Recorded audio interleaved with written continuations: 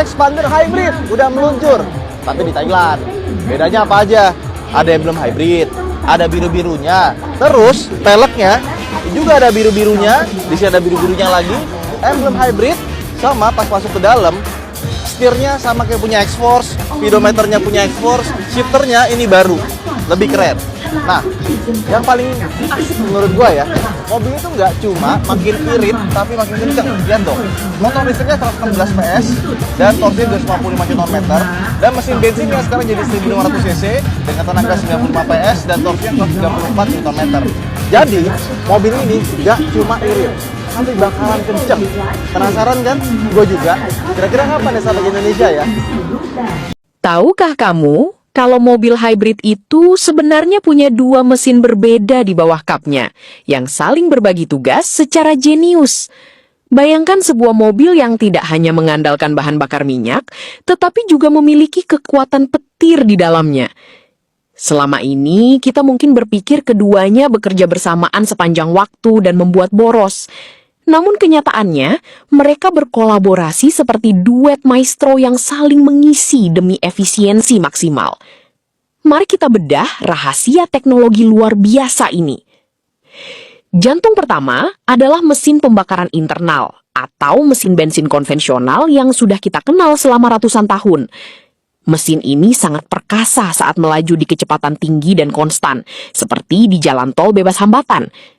Namun, mesin bensin ini memiliki kelemahan besar, sangat tidak efisien dan boros bahan bakar ketika mobil harus sering berhenti dan berjalan kembali di tengah kemacetan kota yang padat.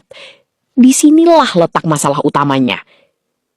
Disinilah jantung kedua masuk sebagai penyelamat, motor listrik yang ditenagai oleh baterai bertegangan tinggi. Berbeda dengan mesin bensin, motor listrik ini sangat instan, senyap, bebas emisi, dan luar biasa efisien saat mobil bergerak lambat atau dalam kondisi stop and go di kemacetan. Motor listrik ini tidak memerlukan proses pembakaran rumit untuk menghasilkan tenaga, menjadikannya pahlawan tanpa suara di jalanan kota yang padat. Hubungan kedua mesin ini tidak seperti dua kerbau yang menarik gerobak bersamaan dengan rakus, melainkan seperti pelari estafet yang jenius.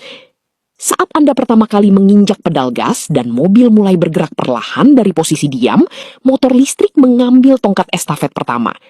Mesin bensin tetap mati sepenuhnya. Langkah awal yang biasanya paling menguras bensin, kini dilakukan secara gratis dan senyap oleh energi listrik yang tersimpan di baterai. Ketika mobil mulai berakselerasi lebih cepat dan memasuki jalan bebas hambatan, kecepatan mobil melampaui batas efisiensi motor listrik.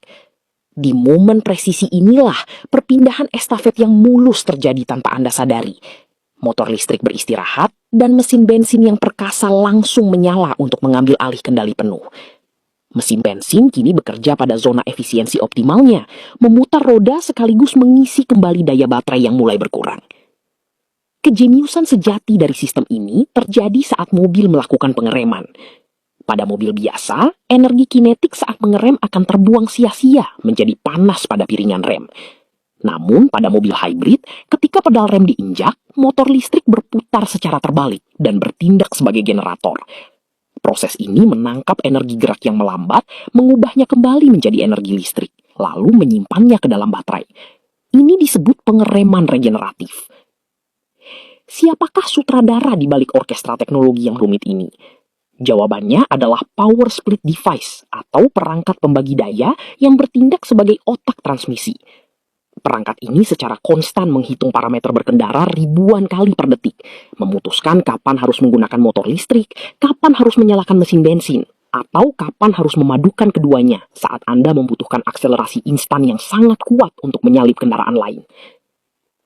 Melalui duet estafet yang harmonis antara mesin bensin dan motor listrik, mobil hybrid berhasil menggabungkan dua dunia yang berbeda.